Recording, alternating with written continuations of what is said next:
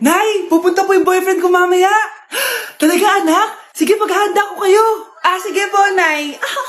Excited na ako makita boyfriend ng anak ko. A few moments later. Anak, pupunta din pala yung boyfriend ko mamaya. Tamang-tama, makikita na silang dalawa ng boyfriend ko. Nakaka-excite naman, anak. Wait lang, tuwain ko lang si Kenneth. Kenneth? Bakit ka pangalan ng boyfriend ko? Baka nagkataon lang. 1 hour later. Tao po. Nay, nandito na po ang boyfriend ko. Sige, pupunta na ako. Anak, nasa may boyfriend mo? Kenneth? Boyfriend mo to, anak?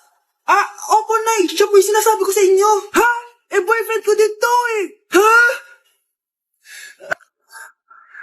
Walang hiya ka, manloloko. Lumayas ka dito. Layas. Teka lang. Bakit? May kakambal ako. Siya yung boyfriend mo, tita. Parehas Kenneth yung pangalan namin. Yun naman pala, Nay eh. Sorry.